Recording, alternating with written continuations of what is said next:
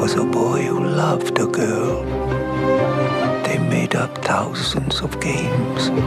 He promised her he would never love another girl as long as he lived. Leo. Leo! Thinking about her again? Did you sleep with her? It's been 60 years, Domkar. Not now. I'm busy. I'm the nude model. You're too ugly. You're going to ruin their lesson and probably screw up their lives. Zdrasте. Happy birthday. He hasn't said a word to me all night. Well, as soon as it gets dark, jump his bones. I'd rather we just stay friends. What? Are you crazy? I don't want him to think I'm easy. Love stories never last. Look around you. If you love her, Leo, you must let her go. The Germans are less than 200 miles away. Leo, we will get married. In New York. Promise me. You will come. I promise you. Love only exists in books. That's not true. I love you! Alma Merminsky really did exist. Love is real. Come with me, please. She really likes you. She won't tell you because she's dumb and she's proud.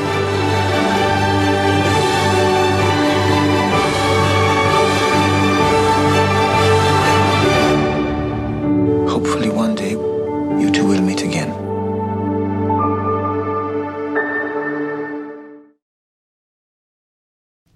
Bonjour Radu Mihaileanu. Bonjour. J'espère que je n'écorche pas trop votre nom, mais je Non, trouve non. très joli, surtout qu'il a été adopté par votre père. Mais ça, on en reparlera un petit peu plus tard.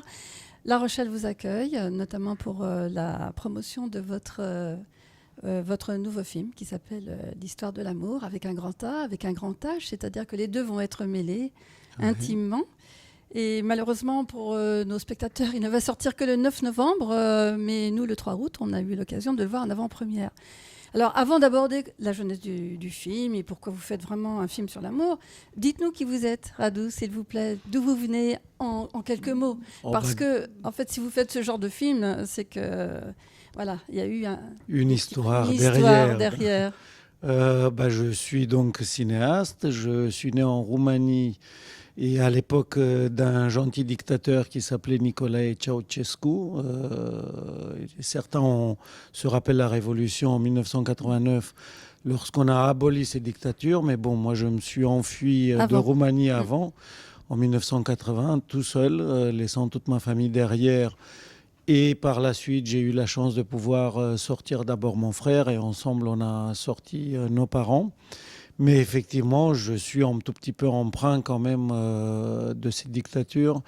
Et dans tous les films que j'ai faits, il y a quelque chose quand même qui parle toujours de la liberté, de la notion de dignité humaine, du fait que l'être humain n'est pas fait pour rester à genoux toute sa vie, qu'il est un temps où il doit se mettre à nouveau debout et être fier de lui-même et fier de l'humanité qui l'entoure. Donc après, la trajectoire a été un tout petit peu classique. J'ai fait une école de cinéma qui à l'époque s'appelait l'IDEC. Aujourd'hui, elle s'appelle la FEMIS. Après, j'ai été de longues années assistant metteur en scène de noms assez illustres, entre Marco Ferreri, Nicole Garcia, Édouard Niermans, Michel Legrand, Alain Tasma et d'autres qui m'ont énormément appris. Et j'ai un tout petit peu eu la chance de piquer un tout petit peu de chacun. Et ajouter à ça mon expérience théâtrale, puisque j'avais une troupe de théâtre clandestine, illégale en Roumanie avant mon départ. J'ai fait un tout petit peu mes armes entre ces trois voies, l'école et ces deux autres voies. Et après, j'ai commencé à faire des films en 92, 93, avec le premier Trahir, et ensuite se sont enchaînés Train de vie, Va vie et devient, Le concert, La source des femmes et L'histoire de l'amour. Alors juste pour rappeler que Va vie devient a eu un César, a eu un énorme retentissement puisqu'il y a eu 600 000 personnes qui sont venues le voir, des milliers de DVD, et c'est toujours un film qui marque les gens. C'est un film qui s'est beaucoup offert. Il y a beaucoup d'enfants qui l'ont offert à leur maman.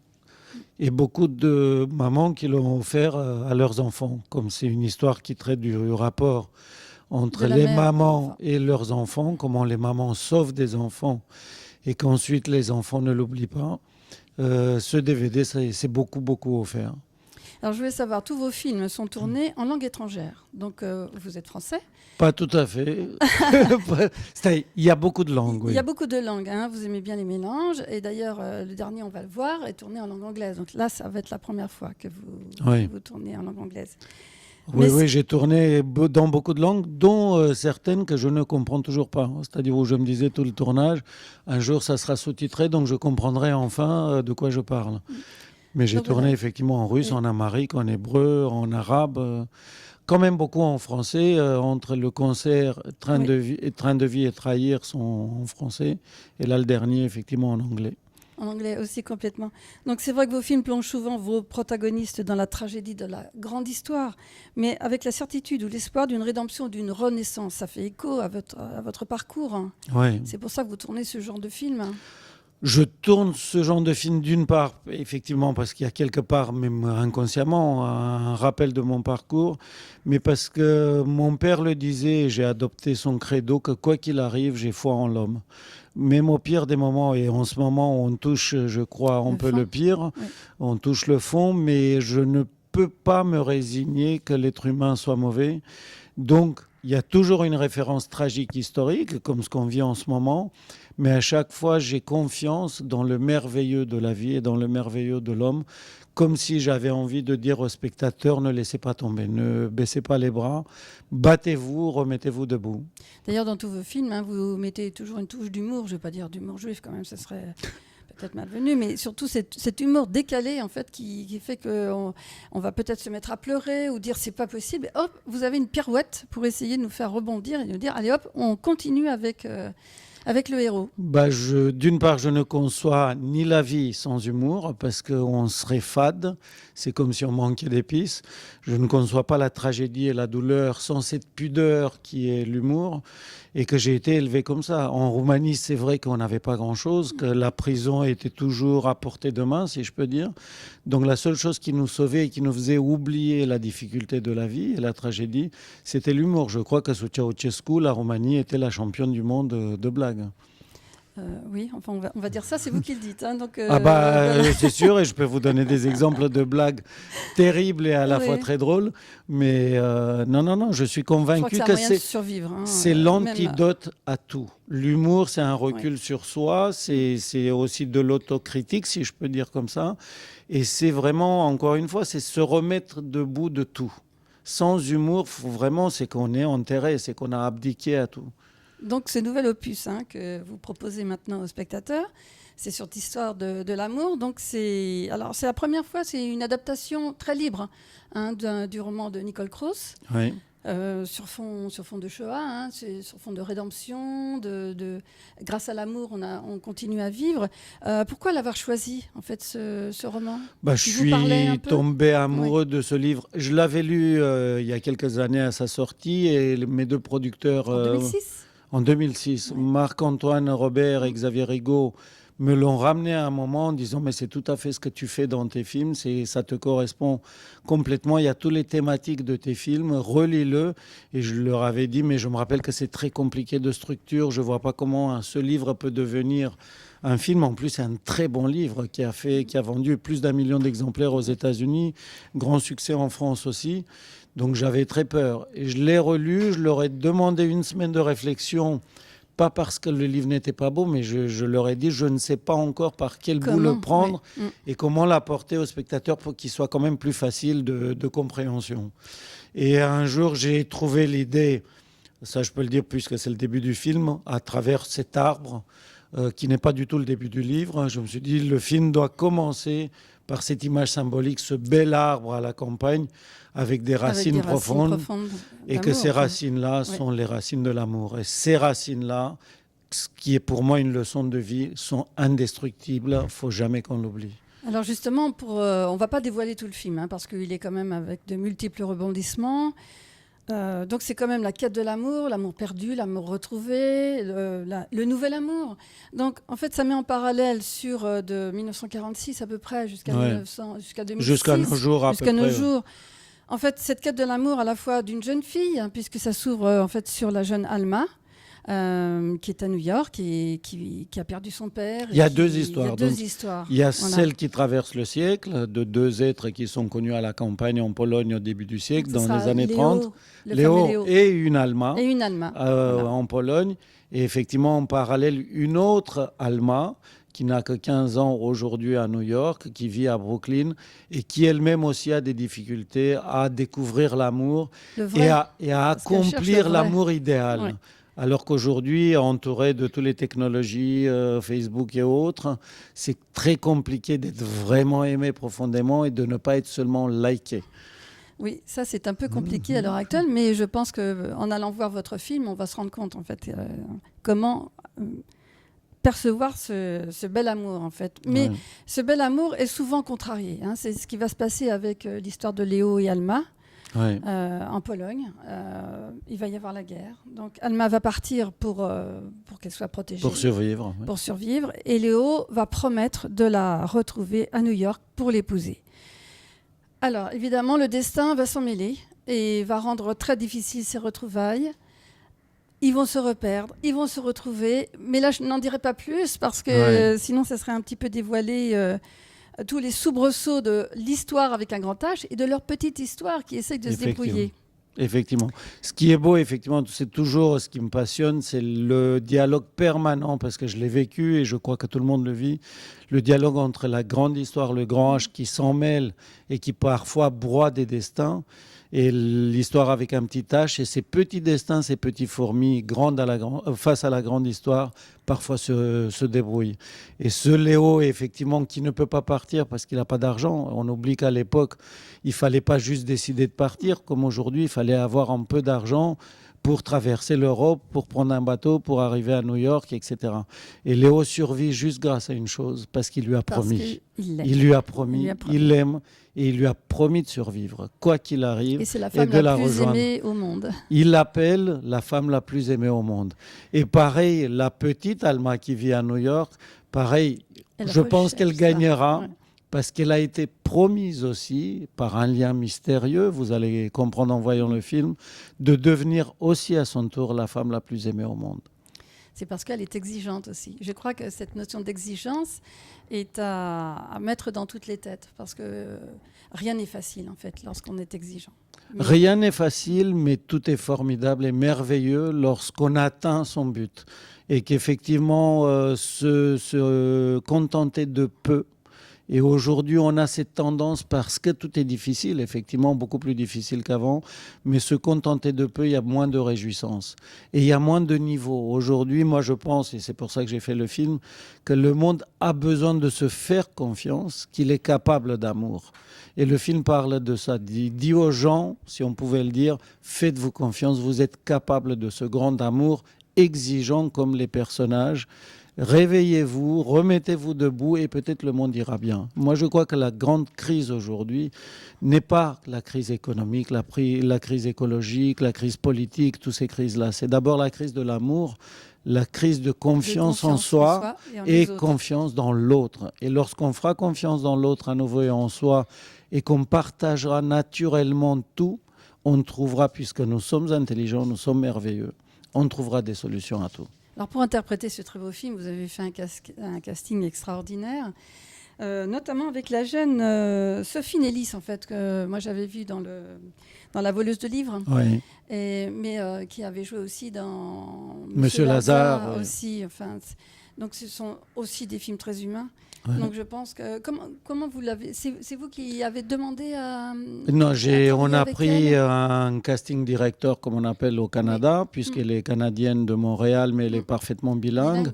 Et aujourd'hui, Hollywood l'a happée complètement. Elle est dans la plus grande agence de Hollywood. Elle n'arrête pas de faire des films américains.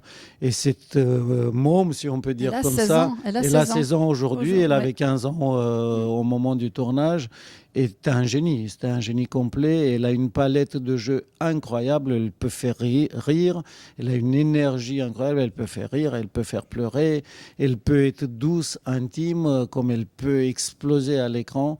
Elle est pour moi une des grandes stars de demain. Alors, je vais dire qu'elle est bien dans ses baskets parce que c'est à la fois la tête et les jambes, puisque je crois qu'elle a fait du hockey. Elle était d'abord dans l'équipe olympique de gymnastique du Canada où elle a refusé d'aller aux Jeux olympiques, pas cette année, les Olympiades d'avant, parce qu'elle voulait se dédier à l'école et au cinéma. Elle est dans l'équipe de hockey du Canada aussi. Et moi, j'avais peur parce que le championnat finissait juste avant le tournage.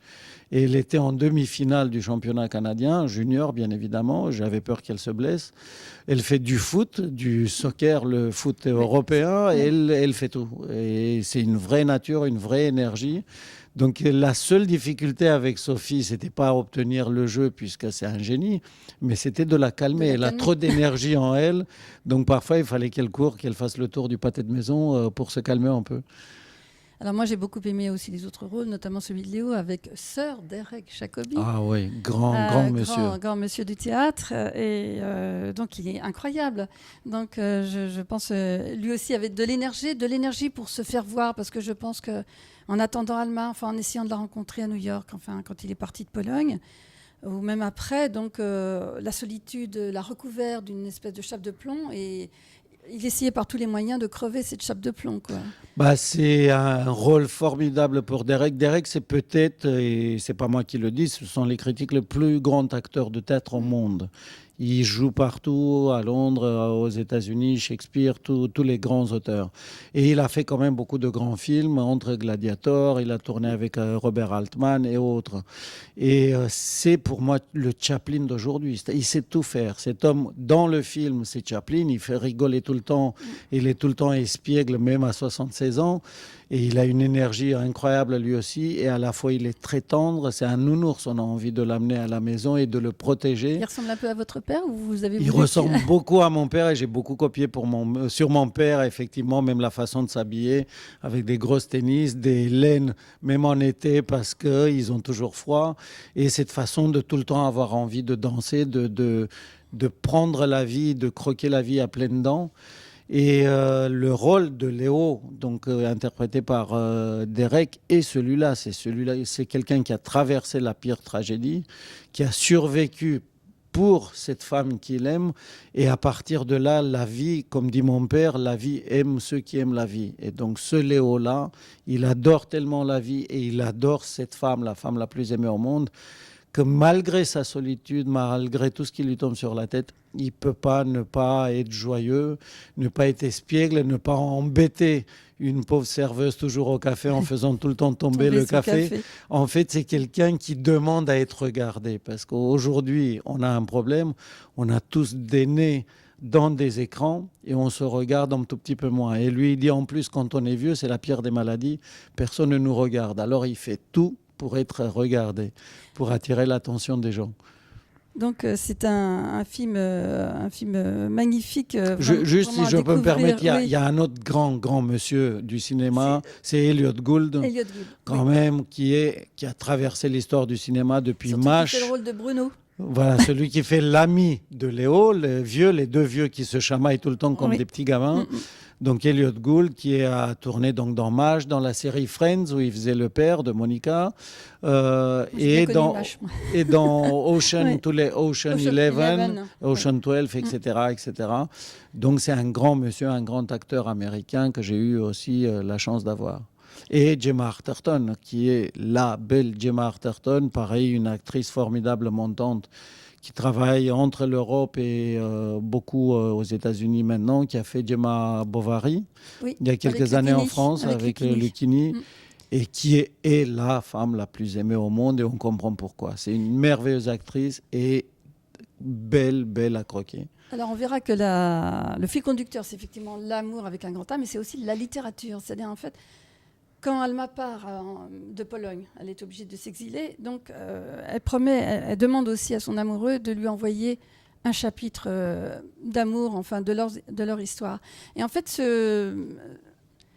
cette histoire complète va se construire au fil des ans, va se retrouver entre diverses mains, être plagié, être repris par des auteurs qui ne devraient pas être les vrais auteurs, ou qui sont des faux auteurs. Et tout ça va se retrouver à la fin dans les vraies mains de Léo, mais ça, je ne dis pas comment, et être partagé avec la jeune Alma. Donc, Voilà, c'est une histoire inoubliable. C'est-à-dire le message, c'est que c'est par l'écrit. Effectivement, au tout début de leur vie, quand ils sont jeunes dans le village, Léo aime écrire et Alma est presque comme son éditeur. C'est son amoureuse, mais en même temps, c'est elle qui le lit, c'est elle qui le corrige. Et elle lui dit, écris quelque chose de fort sur ce que tu connais le mieux. Et lui, il dit, ce que je connais de mieux, c'est toi. Donc le livre qu'il va écrire, qui s'appelle L'histoire de l'amour, d'où le titre du film, est un livre déclaration d'amour à son amoureuse qui s'en va. Et effectivement, il lui promet pendant toute la guerre qu'il va lui envoyer un chapitre dans chaque lettre. À un moment donné, il envoie, puis comme les nazis arrivent, la poste ne fonctionne plus, il finit le livre et il l'envoie à travers quelqu'un pour l'offrir à Alma qui est à New York. Et le livre se perd. Et donc tout le film, effectivement, Léo cherche son livre qui n'est jamais arrivé chez Alma. Alma ne l'a jamais eu, elle aussi, elle le demande, étant à New York.